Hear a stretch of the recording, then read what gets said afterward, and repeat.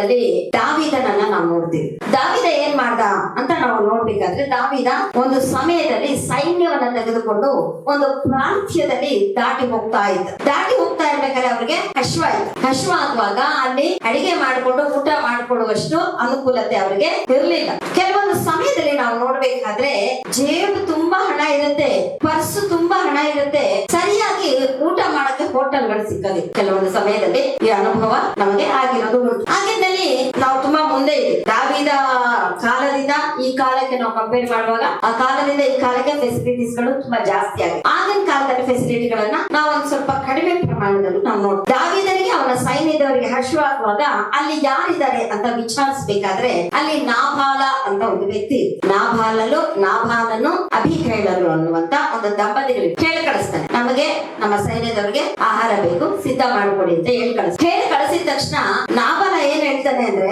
ದಾವೀದ ಯಾರು, ಅವನಿಗೆ ಯಾಕೆ ನಾನ್ ಊಟ ಕೊಡ್ಬೇಕು, ಅವನ ಸೈನ್ಯದವ್ರು ಯಾರು, ನಾನ್ ಯಾಕೆ ಅವ್ರಿಗೆ ಊಟ ಕೊಡ್ಬೇಕು ಅಂತ ಮಾತಾಡ. ನಾಬಾಲ ಏನ್ ಯೋಚನೆ ಮಾಡಿಲ್ಲ ಅಂದ್ರೆ, ಅವನ ಹೆಸರಿನ ಅರ್ಥ ಏನು ಅಂದ್ರೆ ಮೂರ್ಖ. ಅವನೇನ್ ಯೋಚನೆ ಮಾಡಿಲ್ಲ, ದಾವೀದ ರಾಜ ಆಗ್ತಾನೆ, ದಾವೀದನ ಆಳ್ವಿಕೆಯಲ್ಲಿ ನಾವೆಲ್ಲ ಜೀವನ ಮಾಡ್ಬೇಕಾಗತ್ತೆ, ದೇವರು ದಾವೀದನನ್ನ ಅಭಿಷೇಕಿಸಿದ್ದಾರೆ, ಪರಲೋಕದಿಂದ ದಾವೀದ ಆಯ್ಕೆ ಆಗಿದ್ದಾನೆ ಅನ್ನುವಂತ ಒಂದು ಅರಿವಿನಿಂದ ಅವನು ಮಾತಾಡಿ. ಅವನಿಗೆ ಹೋಗ್ತಾ ಇದ್ರೆ ನಾನು ಅವನಿಗೆ ಊಟ ಕೊಡ್ಬೇಕಾ, ಅವಶ್ಯಕತೆ ಇಲ್ಲ. ಏಸಪ್ಪ ಇದನ್ನ ಇಷ್ಟಪಟ್ಟಿದ್ದೆ. ಈ ವಿಚಾರ ಗೊತ್ತಾಗಿದ ತಕ್ಷಣ ದಾವೀದ ಕತ್ತಿ ಎತ್ಕೊಳ್ತಾನೆ, ಸಾಯಿಸ್ಬಿಡ್ತೀನಿ ನಾನು ಅವನನ್ನ. ಅಧಿಕಾರ, ಯಾವುದೇ ಅಧಿಕಾರ ಬಂದ್ರು ಪರಲೋಕದಿಂದ ಬಂತೇ ವಿನಃ ಪರಲೋಕದಿಂದ ಅನುಗ್ರಹಿಸೋಣ ವಾದದ್ದನ್ನೇ ಹೊರತು ಮನುಷ್ಯನು ಇನ್ನೇನನ್ನು ಹೊಂದಲಾರನು. ಬೇರೆ ಏನು ಹೊಂದ್ಕೊಡೋದಕ್ಕೆ ಅವ್ರಿಗೇನಾದ್ರು ಆಗಲ್ಲ. ಯಾವುದೇ ಒಂದು ಅಧಿಕಾರ, ಇಲ್ಲಿ ನಾನು ಈ ಸ್ಥಾನದಲ್ಲಿ ನಿಂತ್ಕೊಂಡು ನಿಮಗೆ ಏನಾದ್ರು ಹೇಳ್ತೀನಿ ಅಂದ್ರೆ, it has given by above, ಪರಲೋಕದಿಂದ ನನಗೆ ಕೊಡಲ್ಪಟ್ಟ ಅಧಿಕಾರವೇ ವಿನ ನನ್ನ ಅಧಿಕಾರದಿಂದ ನಾನೇನು ಮಾಡ್ಲಿಕ್ಕೆ ಆಗಲ್ಲ. ದಾವೀದನನ್ನ ಅಭಿಷೇಕಿಸಿದಂತ ಸರ್ವಶಕ್ತನಾದಂತ ದೇವರು ನಮ್ಮನ್ನ ಅಭಿಷೇಕಿಸ್ತಾ ಇದ್ದಾರೆ. ದಾವೀದನನ್ನ ಅಪಾಯಿಂಟ್ ಮಾಡಿರುವಂತಹ ದೇವರೇ ನಮ್ಮನ್ನ ಅಪಾಯಿಂಟ್ ಮಾಡಿರೋದು. ದೇವರಲ್ಲಿ ಯಾವುದೇ ವ್ಯತ್ಯಾಸವಾದ ಕಾರ್ಯಗಳು ಇರೋದಿಲ್ಲ, ಅವರಲ್ಲಿ ಪಕ್ಷಪಾತ ನಾವು ನೋಡೋದಿಕ್ಕೆ ಸಾಧ್ಯ ಇಲ್ಲ. ಆಗ ನಾಬಾಲನು ಮಾಡಿದಂತಹ ಕಾರ್ಯಕ್ಕೆ ದಾವೀದ ಕತ್ತಿ ಎತ್ಕೊಂಡ, ನಾನು ಇವತ್ತು ಅವನನ್ನ ಸಾಯಿಸ್ಬಿಡ್ತೀನಿ. ಆಹಾರ ಕೇಳಿದ್ರೆ ಕೊಟ್ಟಿಲ್ಲ ಅಂದ್ರೆ ಸಾಯಿಸ್ಬಿಡ್ತಾರ, ರಾಜ ಕೇಳುವಾಗ ಕೊಟ್ಟಿಲ್ಲ ಅಂದ್ರೆ ಸಾವೇ. ಆಗ ಅಬಿಗೈಲಳಿಗೆ ಗೊತ್ತಾಗ ದಾವೀದನ ಕೋಪ ಬಂತು ಅಂತ ಬೇಗ ಬೇಗ ಬೇಗ ಬೇಗ ಅಡಿಗೆ ಮಾಡಿಸಿ, ಎಷ್ಟು ಜನ ಸಹಾಯಕರಿದ್ರೆ ಎಷ್ಟು ಬೇಗ ಆಕೆ ಅಡಿಗೆ ಮಾಡಿಸುತ್ತ. ಸಹಾಯಕರಿಲ್ಲ, ಅಲ್ಲಿ ಆಹಾರ ಇಲ್ಲ ಅಂದ್ರೆ ದೇವರು ದಾವೀದನ ಮುಖಾಂತರ ನಾಬಾಲನಿಗೆ ಹೇಳಿ ಕಳಿಸ್ತಾ ಇರೋದು. ಅವನ ಹತ್ರ ಇಲ್ಲ ಅಂದ್ರೆ ಕೇಳ್ತಾ ಇರೋದು, ಅವನ ಹತ್ರ ಇತ್ತು. ನಾಬಾಲನಿಗೆ ಅಷ್ಟು ಸೈನ್ಯಕ್ಕೆ ಪೋಷಿಸುವಂತಹ ಒಂದು ಸಾಮರ್ಥ್ಯ ಅವನಿಗೆ ಇತ್ತು. ಆಗ ಅಬಿಗೈಲಳು ಏನ್ ಮಾಡ್ತಾಳೆ, ಬೇಗ ಬೇಗ ಸಿದ್ಧಪಡಿಸಿ ಎತ್ಕೊಂಡು ಹೋಗಿ ದಾವೀದನ ಕೋಪವನ್ನ ತಣ್ಣಗ್ ಮಾಡಿ ಒಂದು ಹೇಳ್ತಾಳೆ, ದಾವೀದ ಮಹಾರಾಜ, ಅವನ ಹೆಸರೇ ನಾಬಾಲ ಅಂತ, ಏನೋ ಮೂರ್ಖ ಅವನಿಗೆ ನೀವ್ ಯಾರೋ ಗೊತ್ತಾಗಿಲ್ಲ, ನನ್ನನ್ನ ನೋಡಿ ಅವನನ್ನ ಕ್ಷಮಿಸಿ ಅಂತ ಹೇಳಿ ಆಕೆ ಏನ್ ಮಾಡ್ತಾಳೆ, ಆಹಾರವನ್ನ ಅವ್ರಿಗೆ ಕೊಟ್ಬಿಟ್ಟು ವಾಪಸ್ ಮನೆಗೆ ಹೋಗ್ತಾನೆ. ಮನೆಗೆ ಹೋಗುವಾಗ ನಾಬಾಲ ಚೆನ್ನಾಗಿ ಕುಡಿದಿರ್ತಾನೆ, ಸರಿ ತಣ್ಣಗಾಗ್ಲಿ ಆಮೇಲೆ ಹೇಳೋಣ ಅಂತ ಹೇಳಿ ಆಮೇಲೆ ಆಕೆ ಕುತ್ಕೊಂಡು ಮಾತಾಡ್ತಾಳೆ, ನೀನ್ ಎಂತ ಕೆಲಸ ಮಾಡಿದೆ, ದಾವೀದ ಬಂದು ನಿನ್ನ ಸಾಯಿಸ್ಬಿಡ್ತಿದ್ದ, ನಾನು ಹೋಗಿ ತಡೆದೆ. ನಾವು ಮನುಷ್ಯರನ್ನ ತಡಿಬಹುದು, ದೇವರನ್ನ ತಡೆಯೋದಕ್ಕಾಗತ್ತಾ? ಆದ್ರೆ ದೇವರಿಗೆ ಈ ವಿಚಾರ ಚೆನ್ನಾಗಿ ನಾಬಾಲ ಅವತ್ತು ದೇವರು ಏನ್ ಮಾಡ್ತಾರೆ, ಅವನನ್ನ ಬಡಿ, ದೇವರಾತ್ಮನು ಅವನನ್ನ ಬಡಿದಾಗ ಸತ್ತೋಗ್ತಾನೆ. ಸಮಟೈಮ್ಸ್ ನಮ್ಮ ದೇವ್ರು ಮಾಡುವಂತಹ ಪರೀಕ್ಷೆ ಆಗಲ್ಲ, ಇದು ದೇವ್ರು ಮಾಡೋದು ಅಂತ ಮನುಷ್ಯ ಅಂತ ನಾವು ಅನ್ಕೊಂಡ್ ಬಿಡ್ತೀವಿ. ನಮ್ಮ ಆಲೋಚನೆಗೆ ಬರೋದು ಎದುರಿಗೆ ಕಾಣಿಸುವಂತ ಮನುಷ್ಯ ಮಾತ್ರನೇ. ಅದಕ್ಕೆ ನಮ್ಮ ದೇವರು ನಮಗೆ ಹೇಳ್ಕೊಟ್ಟಿರುವಂತ ಸ್ಲೋಗನ್ ಏನು ಅಂದ್ರೆ, ಆತ್ಮಿಕರೊಟ್ಟಿಗೆ ಮಾತನಾಡುವಾಗ ಆತ್ಮಿಕ ಮಾತುಗಳು ಅರ್ಥ ಆಗುತ್ತೆ. ಪರಿಶುದ್ಧಾತ್ಮನನ್ನು ಹೊಂದಿರುವಂತಹ ಪ್ರತಿಯೊಬ್ಬರು ಪರಿಶುದ್ಧಾತ್ಮನಿಂದ ಬರುವಂತಹ ಮಾತುಗಳಿಗೆ ರಿಟರ್ನ್ ಗುಣಗುಟ್ಟಲ್ಲ. ಆಲೋಚನೆಲಾಗ್ಲಿ, ಮನಸ್ಸಲ್ಲಾಗ್ಲಿ, ಕನಸಲ್ಲಾಗ್ಲಿ, ಚಿಂತೆಲಾಗ್ಲಿ, ಪ್ರೇಯರ್ ಮುಗಿದ ಮೇಲೆ ಆಗ್ಲಿ, ರಸ್ತೆಯಲ್ಲಿ ಹೋಗಬೇಕಾದ್ರೆ ಆಗ್ಲಿ ಮಾತಾಡ. ಯಾರು ಪರಿಶುದ್ಧಾತ್ಮನನ್ನ ಹೊಂದಿರುವಂತವ್ರು. ಪರಿಶುದ್ಧಾತ್ಮನನ್ನ ಹೊಂದದೇ ಇರುವವರಿಗೆ ಆತ್ಮಿಕವಾದ ಮಾತುಗಳು ಅರ್ಥ ಆಗಲ್ಲ. ನಾಬಾಲನಿಗೆ ದಾವೀದನ ಮಾತು ಅರ್ಥ ಆಗಿದೆ. ಒಂದು ಪಕ್ಷ ನಾಬಾಲ ಏನಾದ್ರೂ ಆ ಒಂದು ಕಾರ್ಯ ಮಾಡಿದ್ರೆ ನಾಬಾಲನನ್ನ ದೇವರು ಆಶೀರ್ವದಿಸ್ತಿದ್ರೆ ಖಂಡಿತ ಆಶೀರ್ವದಿಸ್ತಾ ಇದ್ರು. ಆದ್ರೆ ಅಲ್ಲಿ ಆಗಿರುವಂತ ಇನ್ನೊಂದು ವಿಚಿತ್ರ ಕಾರ್ಯ ನೋಡ್ಬೇಕಾದ್ರೆ, ಅಬಿಗೈಲಳನ್ನ ದಾವೀದ ಮದುವೆ ಮಾಡ್ಕೊಂಡು ನೋಡ್ದ. ಕರ್ಣೆ ಯಾರಿಗೆ ಸಿಕ್ತು, ರಾಜನಿಗೆ ಒಂದು ಹೆಂಡತಿಯಾಗುವಂತಹ ಒಂದು ಸ್ಥಾನವನ್ನ ಅಬಿಗೈಲಳು ಹೊಂದ್ಕೊಂಡು ಅಂತ ಒಂದು ಕಡೆ ನೋಡಿದ್ರೆ, ಎರಡನೇ ಕಡೆ ನೋಡ್ಬೇಕಾದ್ರೆ ಮೂರ್ಖನಿಗೆ ಏನಕ್ಕೆ ಬೇಕು ಇಂತ ಒಳ್ಳೆ ಹೆಂಡತಿ ಅಂತ ಹೇಳಿ ಮೂರ್ಖನ ಹೆಂಡತಿಯನ್ನ ದೇವರು ಏನ್ ಮಾಡ್ತಿದ್ದಾರೆ ಅಂದ್ರೆ, ಮೂರ್ಖನ ಕೈನಲ್ಲಿ ಆ ಹೆಂಡತಿನ ಕೊಡ್ತೀರಿ, ಇಷ್ಟು ಜ್ಞಾನವಂತ ಆಗಿರುವಂತ ನೀನು ರಾಜಸ್ಥಾನಕ್ಕೆ ಬರ್ಬೋದು ಅಂತ ಅವಳಿಗೆ ಆಹ್ವಾನಿಸಿ. ನಿನ್ನ ಹತ್ರ ಇರುವಂತ ಶ್ರೇಷ್ಠವಾದ ವ್ಯಕ್ತಿಗಳು ಕೆಲವೊಂದು ಕಳೆದು ಹೋಗ್ಬಿಡ್ತಾರೆ. ನೀನ್ ಯಾವಾಗ ನಾಬಾಲ ಆಗ್ತೀಯಾ, ಶ್ರೇಷ್ಠವಾಗಿರುವಂತಹ ಆಶೀರ್ವಾದಗಳು ನೀನು ಕಳ್ಕೊಂಡು ಅಂತಹ ಒಂದು ಮೂರ್ಖತನಕ್ಕೆ ಹೋಗ್ಬಾರ್ದು. ಈಗ ಪರಲೋಕ ರಾಜ್ಯಕ್ಕೆ ಏಸಪ್ಪ ನಮ್ಮನ್ನ ಕರೀತಿದ್ದಾರೆ. ಕರೀತಿದಾರಾ? ಆಮೇಲೆ ಸಿದ್ಧನಾ? ಬರ್ತೀರಾ? ಇವಾಗಲೇ ಬರ್ತೀರಾ? ನಿಮ್ಮಲ್ಲಿ ಈ ಸಿದ್ಧತೆ ಯಾವಾಗಲೂ ಇರ್ಬೇಕು. ಆಮೇಲೆ ಏಸಪ್ಪ ನಿಮ್ಮನ್ನ ಕರೀತಿದ್ರೆ ನೀನ್ ನಾಬಾಲ ಆಗ್ಬಾರ್ದು. ಏಸಪ್ಪ ನೀನ್ ಕರೀತಿದ್ರೆ ನೀನ್ ನಾಬಾಲ ಆಗ್ಬಾರ್ದು.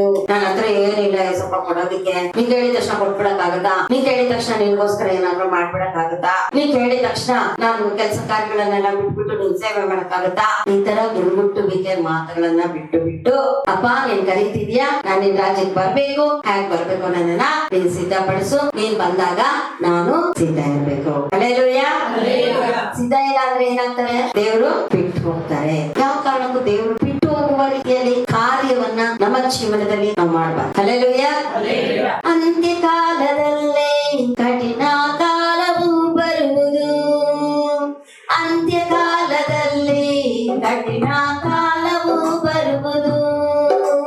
ಭಕ್ತಿಯ ವೇಷ ಹಾಕಿ ಅದರ ಬಲ ಬೇಡವೇ ಬರು, ಭಕ್ತಿಯ ವೇಷ ಹಾಕಿ ಅದರ ಫಲ ಬೇಡವೇ ಬರು.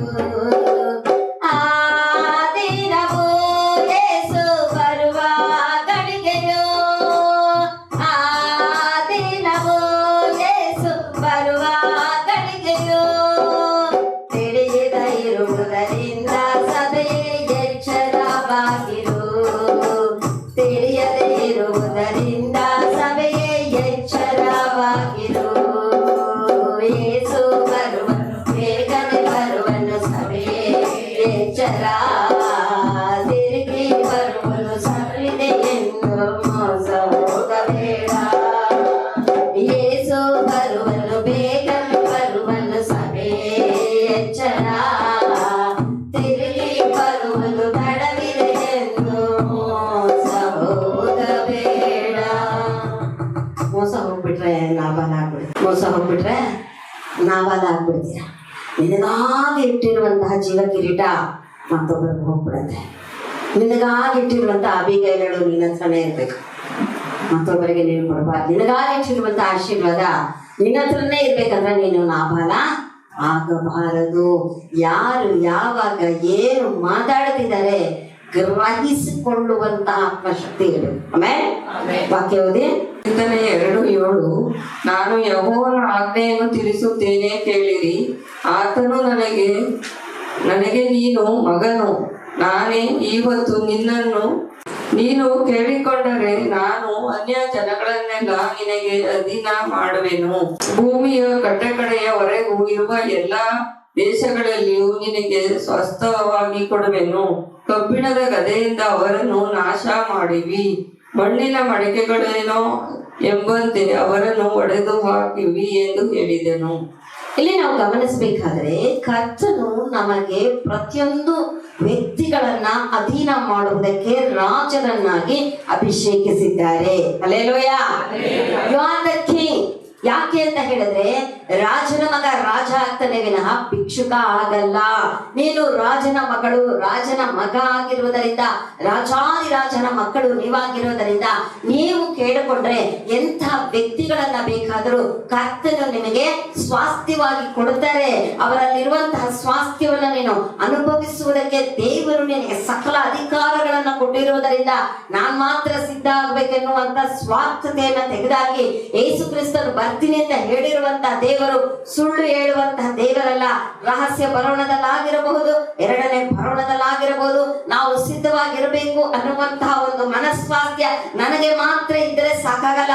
ನನ್ನ ಜೊತೆಯಲ್ಲಿ ಕೆಲವೊಂದು ವ್ಯಕ್ತಿಗಳನ್ನ ನಾನು ಸಿದ್ಧಪಡಿಸಬೇಕು. ದೇವರು ನನಗೆ ಅಧಿಕಾರ ಕೊಟ್ಟಿದ್ದಾರೆ, ನಾನು ಇದನ್ನ ಮಾಡಬಲ್ಲೆ ಎನ್ನುವಂತಹ ಒಂದು ಅಧಿಕಾರವನ್ನ ನಾವು ತೆಗೆದುಕೊಳ್ಳಬೇಕು. ಹಲ್ಲೆಲೂಯಾ. ಇಲ್ಲಿ ನಾವು ಗಮನಿಸಬೇಕಾದ್ರೆ ಕರ್ತನು ಬರುವಾಗ ಕಾಣಿಸುವನು. ಎರಡನೇ ಬರೋಣ ಆಗಲಿ, ಮೂರನೇ ಬರೋಣ ಆಗಲಿ, ಅಂದ್ರೆ ರಹಸ್ಯ ಬರೋಣ ಆಗಲಿ, ಮಧ್ಯಾಕಾಶದಲ್ಲಿ ಕರ್ತನು ಬರುವಂತದ್ದಾಗಿರ್ಲಿ, ಯಾವುದೇ ಬರೋಣ ಆಗಿರೋದಾದ್ರೂ ನೀನು ಒಂದು ಯೇಸು ಕ್ರಿಸ್ತನ ಮಗು ಆಗಿದ್ರೆ, ಯೇಸು ಕ್ರಿಸ್ತನನ್ನ ನಿನ್ನ ದೇವರು ಅಂತ ನೀನು ಅಂಗೀಕಾರ ಮಾಡ್ಕೊಂಡಿರೋದಾದ್ರೆ ಅವರು ಬರುವಾಗ ರಹಸ್ಯವಾಗಿ ಬರೋದಾದ್ರೂ ನಿನಗೆ ಕಾಣಿಸ್ತಾನೆ, ನಿನ್ನ ಪಕ್ಕದಲ್ಲಿ ಇರೋರಿಗೆ ಕಾಣಿಸಲ್ಲ. ಓಕೆ, ನಿನಗೆ ಎದುರುಗಡೆ ನಿಂತು ಕಾಣಿಸುವಾಗ ಆ ಎಣ್ಣೆಯ ಮರಗಳ ಮೂಡಲಲ್ಲಿ ಅವರು ಬಂದು ನಿಂತುಕೊಂಡು ಅವರ ಪಾದಗಳು ಅಲ್ಲಿ ಕಾಣಿಸಲ್ಪಟ್ಟುವಂತ ವಾಕ್ಯ ಹೇಳ್ಬೇಕಾದ್ರೆ ಇಟ್ ಮೀನ್ಸ್ ಭೂಲೋಕದಲ್ಲಿ ಅವರು ಪ್ರತ್ಯಕ್ಷರಾಗ್ತಾರೆ. ಹಲ್ಲೆಲೂಯಾ. ಆ ಎಲ್ಲೋ ಎಣ್ಣೆ ಮರ ಇದೆಯಲ್ಲಮ್ಮ, ಅಲ್ಲೋಗಿ ನಿಂತ್ಕೋಬೇಕಮ್ಮ ರಹಸ್ಯ ವರ್ಣದಲ್ಲಿ, 2ನೇ ವರ್ಣದಲ್ಲಿ ಅಂತ ನೀವು ನನ್ನ ಕೇಳೋ ಅವಶ್ಯಕತೆ ಇಲ್ಲ. ನೀನ್ ಎಲ್ಲಿದ್ಯೋ ಅಲ್ಲೇ ಎಣ್ಣೆ ಮರ. ಆಮೇಲೆ ಯಾಕಂದ್ರೆ ನಿನ್ನನ್ನೇ ದೇವರು ಮರವನ್ನಾಗಿ ನೋಡ್ತಾ ಇರೋದು, ನಿನ್ನನ್ನೇ ಅಭಿಷೇಕ ಮಾಡಿರೋದು, ನಿನ್ನನ್ನೇ ದೇವರು ಆಶೀರ್ವಾದ ಮಾಡಿರೋದು, ನಿನ್ನ ಹತ್ರನೇ ಅವ್ರು ಬಂದು ನಿಂತ್ಕೊಳ್ತಾರೆ. ಹಲ್ಲೆಲೂಯಾ. ಎಲ್ಲೋ ಬಂದು ನಿಂತ್ಕೊಂತಾರೆ, ಅಲ್ಲೆಲ್ಲೋ ಕಾಣಿಸ್ತಿದ್ದಾರೆ ಬಾ ಅಂತ ನೀನನ್ನು ಕರೆದ್ರೆ ಹೋಗಿ ನೀನು ಅಲ್ಲಿ ನೋಡೋ ಅವಶ್ಯಕತೆ ನಿನಗಿಲ್ಲ. ನೀನ್ ಎಲ್ಲಿದ್ಯೋ ನಿಮ್ಮ ಅಪ್ಪ ಅಲ್ಲಿ ಬರ್ತಾರೆ. ಆಮೇಲೆ ಆಮೇಲೆ ಹಾಗಿದ್ದಲ್ಲಿ ಅಪ್ಪನಿಗೆ ನಾವಿರೋ ಜಾಗ ಗೊತ್ತಿರೋದ್ರಿಂದ ನಮ್ಮನ್ನ ಹುಡುಕಾಡೋ ರೀತಿಯಲ್ಲಿ ದೇವರು ಮಾಡಲ್ಲ. ನಮ್ಮನ್ನ ಹುಡುಕಾಡೋ ರೀತಿಯಲ್ಲಿ ದೇವರು ಮಾಡಲ್ಲ. ಅಗೋ ಅಲ್ಲಿದ್ದಾರೆ, ಈಗೂ ಇಲ್ಲಿದ್ದಾರೆ, ಬನ್ನಿ ಹೋಗೋಣ ಬನ್ನಿ ಹೋಗೋಣ ಅಂತ ಹೇಳೋ ಅವಶ್ಯಕತೆ ನಮಗಿಲ್ಲ. ನಾವು ಎಲ್ಲಿದ್ದೇವೋ ಅಲ್ಲಿ ದೇವರು ಬರ್ತಾರೆ. ಆಮೇಲೆ ಆಮೇಲೆ ನಮ್ಮ ಸ್ಥಾನ ಅದೇ. ನಮ್ಮ ಸ್ಥಾನ God has given greatest position for us. ಆಮೇಲೆ ಈ ಒಂದು ಅರ್ಥವನ್ನ ನಾವು ಮಾಡ್ಕೊಳ್ಳೋದಕ್ಕೆ ನಾವು ಪ್ರಯಾಸ ಪಡಬೇಕು. ಇಲ್ಲಿ ನಾವು ಗಮನಿಸ್ಬೇಕಾದ್ರೆ ಏನ್ ಈ ಮಾತಿನ ಅರ್ಥ? ಒಂದೊಂದ್ಸರಿ ಬಹಳ ಕ್ಲಿಷ್ಟವಾಗಿ ಅನ್ಸುತ್ತೆ ಪದಗಳು. ಏನಿದು ಬೇರೆ ಬೇರೆ, ಏನು ಯಾವ ರೀತಿ ಇದನ್ನೆಲ್ಲ ಅರ್ಥ ಮಾಡ್ಕೊಳ್ಳೋದಪ್ಪ ಅಂತ ಒಂದೊಂದ್ಸರಿ ಎದೆ ಢಕ್ಕನ್ನು ಬಿಡುತ್ತೆ ಅಲ್ವಾ? ಅಂದ್ರೆ ನಮ್ಮ ಅಪ್ಪನ ಮಾತು ಪರಿಶುದ್ಧಾತ್ಮನ ಸಹಾಯದಿಂದ ಮುದ್ರಿಸಲ್ಪಟ್ಟ ಮಾತಾಗಿರೋದ್ರಿಂದ ಪರಿಶುದ್ಧಾತ್ಮನ ಸಹಾಯದಿಂದ ಮಾತ್ರನೇ ಆ ಮುದ್ರೆಯನ್ನ ನಾವು ತೆಗೆಯೋದಕ್ಕೆ ನಮಗೆ ಸಾಧ್ಯ ಆಗುತ್ತೆ. ಒಂದೇ ಹೇಳ್ತಾ ಇರೋದು, ಯಾರು ಕೈ ಬಿಡಲ್ಪಟ್ಟು ಬಿಡ್ತಾರೆ ಅಂದ್ರೆ ಯೇಸು ಕ್ರಿಸ್ತನು ಮಧ್ಯಾಕಾಶದಲ್ಲಿ ಬಂದು ಜನಗಳನ್ನ ಕರ್ಕೊಂಡು ಹೋಗುವಂತ ಸಮಯದಲ್ಲಾಗಿರ್ಬೋದು, ಅಥವಾ ಸಭೆಯಾಗಿ ಕೂಡಿ ಬಂದಿರುವಂತಹ ಜನಾಂಗದಲ್ಲಿ ಆ ಸಭೆಯಲ್ಲಿ ರಹಸ್ಯ ಬರೋಣ ಆಗೋದಾದ್ರು, ಅಥವಾ ನಾವು ನಮ್ಮ ಮನೆಯಲ್ಲಿ ಇರ್ಬೇಕಾದ್ರೆ ರಹಸ್ಯ ಬರೋಣ ಆಗೋದಾದ್ರೂ ಸಹ ಕೈ ಬಿಡಲ್ಪಟ್ಟವರು ಒಬ್ಬೊಬ್ರು ಮಕ್ಕಳು ಸತ್ತವರ ರೀತಿಯಲ್ಲಿ ಅಳ್ತಾರಂತೆ. ಗಂಡು ಮಕ್ಕಳು ಒಂದು ರೀತಿಯಲ್ಲಿ ಹಾಡ್ತಾರೆ, ಹೆಣ್ಣು ಮಕ್ಕಳು ಒಂದು ರೀತಿಯಲ್ಲಿ ಅಳುತ್ತಾರೆ. ಒಟ್ಟಿನಲ್ಲಿ ಬೇರೆ ಬೇರೆಯಾಗಿ ಅಳಬೇಕಾದ್ರೆ ಅವರ ಅಳುಗೆ ಸಮಾಧಾನನೇ ಇಲ್ಲ. ಒಂದು ವ್ಯಕ್ತಿ ಸತ್ತೋಗ್ಬಿಟ್ರೆ ನಮ್ಗೆ ಎಷ್ಟು ಕಷ್ಟ ಆಗುತ್ತೆ. ಯಾರು ಸಮಾಧಾನ ಮಾಡಿದ್ರು ನಮ್ಗೆ ಸಮಾಧಾನ ಆಗಲ್ಲ ಅಲ್ವಾ? ಅದಕ್ಕಿಂತ 100 ಪಟ್ಟು ಹೆಚ್ಚಾದಂತಹ ನೋವು ಕೈ ಬಿಡಲ್ಪಟ್ಟು ಬಿಟ್ರೆ, ಪಕ್ಕದಲ್ಲಿರುವಂತಹ ವ್ಯಕ್ತಿನ ದೇವರು ಕರ್ಕೊಂಡ್ರು, ನಿನ್ನ ಕರ್ಕೊಂಡಿಲ್ಲ ಅನ್ನುವಂತ ಹೀನವಾದ ಸ್ಥಿತಿ ನಿನಗೆ ಬಂದು ಬಿಟ್ರೆ, ಇದಕ್ಕಿಂತ ಕೆಟ್ಟದಾದ ಜನ್ಮ ಇನ್ನೊಂದಿಲ್ಲ. ಅಂತ ವ್ಯಕ್ತಿ ಹುಟ್ಟದೇ ಇದ್ರೇನೆ ಚೆನ್ನಾಗಿತ್ತು. ಅವರು ಹುಟ್ಟದೇ ಇದ್ರೇನೆ ಚೆನ್ನಾಗಿತ್ತು. ಅಮ್ಮ ನಾನೇನಮ್ಮ ಮಾಡಿದ್ದೆ, ದೇವ್ರ ತಾನೇ ಅಮ್ಮ ನನ್ನನ್ನು ಸೃಷ್ಟಿ ಮಾಡಿದ್ದು, ದೇವರೇ ನಿನ್ನನ್ನ ಸೃಷ್ಟಿ ಮಾಡಿದ್ದು, ದೇವರೇ ನಿನ್ನನ್ನ ಬೈತಾ ಇರೋದು, ನಿನ್ನಂತ ವ್ಯಕ್ತಿ ಹುಟ್ಟಬಾರ್ದಾಗಿತ್ತು. ಆಗಿದ್ದ ನಂದಪ್ಪ ಖಂಡಿತವಾಗಿ ನಿಂತಪ್ಪ ನಿನಗೆ ಸ್ವ ಇಚ್ಛೆ ಕೊಟ್ಟಿದಾರಲ್ಲ ದೇವರು. ನೀನ್ ಇಷ್ಟದ ಪ್ರಕಾರವಾಗಿ ನೀನ್ ಮಾಡ್ತಿದ್ಯಲ್ಲ, ನಿನಗೆ ಇಷ್ಟ ಬಂದಂಗ ನೀನ್ ಜೀವಿಸ್ತಾ ಇದೆಯಲ್ಲ, ನಿನ್ನ ಇಷ್ಟವನ್ನ, ನಿನ್ನ ಸ್ವಾತಂತ್ರ್ಯವನ್ನ ನೀನು ಪಾಪದಲ್ಲಿ ಸಿಕ್ಕಾಕಿಸ್ಕೊಂಡು ಕರ್ತನು ಬರುವಾಗ ಕೈ ಬಿಡಲ್ಪಟ್ಟ ವ್ಯಕ್ತಿಯಾಗಿ ನೀನ್ ಎಷ್ಟತ್ರೂ ನಿನಗೆ ಪ್ರಯೋಜನ ಇಲ್ಲ. ಇವತ್ತು ಇವರೇ ಕಾಲ್ಡ್, ಇವರೇ ಜೂಡಸ್, ನೀನು ದೇವರ ಸನ್ನಿಧಿಯಲ್ಲಿ ಯಹೂದ್ಯ ವಂಶದ ವ್ಯಕ್ತಿನೇ ಆಗಿರೋದಾದ್ರು, ದಾವೀದನ ವಂಶದಲ್ಲಿ ನೀನು ಬಂದಿರೋದಾದ್ರು, ಅಬ್ರಹಾಮನ ವಂಶದಲ್ಲಿ ನೀನು ಬಂದಿರೋದಾದ್ರು, ಯೇಸು ಕ್ರಿಸ್ತನ ರಕ್ತದಿಂದ ನೀನು ತೊಳೆಯಲ್ಪಟ್ಟು ನೀನು ಆಯ್ಕೆ ಆಗಿರುವಂತ ವ್ಯಕ್ತಿ ಆದರೂ ಸಹ ಕರ್ತನಿಗೆ ವಿರುದ್ಧವಾಗಿ ಜೀವಿಸುವಂತ ಜೀವಿತದಂತೆ ಅಳವಡಿಸಿಕೊಂಡು ನೀನು ಇಷ್ಟ ಬಂದ ರೀತಿಯಲ್ಲಿ ನಡೆದು ಬಿಟ್ಟಾಗ ದೇವರು ನೀನನ್ನು ಕರ್ಕೊಂಡು ಹೋಗಲ್ಲ. ನಿದ್ದೆ ಮಾಡ್ತಾ ಇದ್ರೆ ಕರ್ಕೊಂಡು ಹೋಗಲ್ಲ. ನಿದ್ದೆ ಅಂದ್ರೆ ಶರೀರದ ನಿದ್ದೆ ಅಲ್ಲ, ಆತ್ಮದ ನಿದ್ದೆ. ಯಾರೇನ್ ಮಾಡ್ತಾರೆ ಬಿಡು, ನನಗೆ ನನ್ನ ಇಷ್ಟ. ಚರ್ಚಲ್ಲಿ ಹೆಂಗ್ ಸ್ಟ್ರಿಕ್ಟ್ ಆಗಿರ್ತೀವೋ ಹಂಗೆ ಇರ್ಬೇಕಾ? ನನ್ನ ಕೈನಲ್ಲಿ ಆಗಲ್ಲ. ಒಬ್ರು ಹೇಳದಂತೆ, ರೀಸೆಂಟ್ ಆಗಿ ನನಗೆ ಬಂದಂತಹ ಒಂದು ನ್ಯೂಸ್, ಚರ್ಚಲ್ಲಿ ಅಷ್ಟೇ ನಾವು ಕರೆಕ್ಟ್ ಆಗಿರಕ್ಕಾಗತ್ತೆ, ಮನೇಲೆಲ್ಲ ಅದೇ ಫಾಲೋ ಮಾಡಕ್ಕಾಗಲ್ಲ. ಚರ್ಚೆ ಮನೆನೇ, ಚರ್ಚನ ಮನೇನ ನಾನು ಒಂದು ಮಾಡಲ್ಲ. What is statement? ಬೈಬಲ್ ಹಂಗೆ ಹೇಳ್ದ. ಚರ್ಚಲ್ಲಿ ಕಲಿತಾ ಇರೋದು ಏನಲ್ಲ, ಮನೆಯಲ್ಲಿ ಅಳವಡಿಸ್ಕೊಂಡು ಜೀವಿಸೋದಕ್ಕೋಸ್ಕರ ಅಲ್ಲ. ಚರ್ಚಲ್ಲಿ ಕಲಿತಾ ಇರೋದು ಏನಕ್ಕೆ? ಈ ಲೋಕವನ್ನ ಜಯಿಸೋದಕ್ಕೋಸ್ಕರ ಅಲ್ವಾ? ಚರ್ಚು ಮನೆ ಒಂದು ಮಾಡಲ್ಲ ಅಂದ್ರೆ ನೀನು ಏಸಪ್ಪ ಯಾವತ್ತೂ ಒಂದಾಗಲ್ಲ ಅಂತ ಅರ್ಥ. ನಿನಗೂ ಒಳ್ಳೆತನಕ್ಕೂ ಸಂಬಂಧನೇ ಇಲ್ಲ ಅಂತ ಅರ್ಥ. ಅಂದ್ರೆ ನಿನಗೆ ಕೆಟ್ಟದೇ ಬೇಕು, ನೀನ್ ಕೆಟ್ಟದಾಗೆ ಜೀವಿಸ್ಬೇಕು, ಪ್ರಪಂಚ ಕೆಟ್ಟದಾಗೆ ನಡೆಸುತ್ತೆ, ನೀನ್ ಕೆಟ್ಟದಾಗೆ ನಾಟಕ ಮಾಡ್ಕೊಂಡು ನರಕಕ್ಕೆ ಹೋಗಿ ಬಿಡಬೇಕು ಅನ್ನುವಂತ ಒಂದು ಜೀವನನೇ ಅದು ಜೀವಿಸ್ತಾ ಇರೋದು. ಮಾತಲ್ಲ, ಕೃತ್ಯದಲ್ಲಿ ನಾವು ದೇವರ ಮಕ್ಕಳಾಗಿರ್ಬೇಕು. ಹಲ್ಲೆಲೂಯಾ. ಒದ್ದಾಡುವಂತ ಪರಿಸ್ಥಿತಿ, ಕೈ ಬಿಡಲ್ಪಡುವಂತ ಪರಿಸ್ಥಿತಿ ಹೀನವಾದ ಪರಿಸ್ಥಿತಿಯಾಗಿದೆ. ಆ ಪರಿಸ್ಥಿತಿಗೆ ನಿನ್ನನ್ನ ನೀನು ತಂದ್ಕೊಳ್ಬೇಡ. ಯಾಕಂದ್ರೆ ಈ ವಾಕ್ಯ ಹೇಳ್ಬೇಕಾದ್ರೆ ಏನ್ ಅನ್ಸುತ್ತೆ ಗೊತ್ತಾ, ಇದು ಕೈ ಬಿಡಲ್ಪಡುವವರಿಗೋಸ್ಕರ ಅಲ್ಲ, ಇದೇನು ನನಗೋಸ್ಕರ ಅಲ್ವಲ್ಲ ವಾಕ್ಯ ಅನ್ನುವಂತ ಒಂದು ನಾಲೆಡ್ಜ್ ನಿಮಗೆ ಬರುತ್ತೆ. ಇದರಲ್ಲಿ ನಾನು ಇದ್ದೀನಾ ಇಲ್ವಾ ಅನ್ನೋ ಪರಿಶೀಲನೆ ಬರಲ್ಲ. ಕೈ ಬಿಡಲ್ಪಡುವ ಸಂದರ್ಭದಲ್ಲಿ ನಾನೇನಾದ್ರೂ ಸಿಕ್ಕಾಕೊಡ್ತೀನ ಅನ್ನುವ ಪರಿಶೀಲನೆ ನಿನಗೆ ಬರಲ್ಲ. ಆ ಪರಿಶೀಲನೆ ಬರ್ಬೇಕು. ಹಲ್ಲೆಲೂಯಾ. ಮುಂದೆ ದಾನಿಯೇಲನು 7:13-14. ನಾನು ಕಂಡ ರಾತ್ರಿಯ ಕನಸಿನಲ್ಲಿ ಇಗೋ, ಮನುಷ್ಯನ ಕುಮಾರನಂತಿರುವವನು ಆಕಾಶದ ಮೇಘಗಳೊಂದಿಗೆ ಬಂದು ಆ ಮಹಾವೃದ್ಧನನ್ನು ಸಮೀಪಿಸಿದನು. ಅವನನ್ನು ಆತನ ಸನ್ನಿಧಿಗೆ ತಂದರು. ಸಕಲ ಜನಾಂಗ ಕುಲ ಭಾಷೆಗಳವರು ಅವನನ್ನು ಸೇವಿಸಲೆಂದು ಅವನಿಗೆ ದೊರೆತನವು ಘನತೆಯು ರಾಜ್ಯವು ಕೊಡೋಣವಾದವು. ಅವನ ಆಳ್ವಿಕೆಯು ಅಂತ್ಯವಿಲ್ಲದ್ದು, ಶಾಶ್ವತವಾದದ್ದು. ಅವನ ರಾಜ್ಯವು ಎಂದಿಗೂ ಅಳಿಯದು.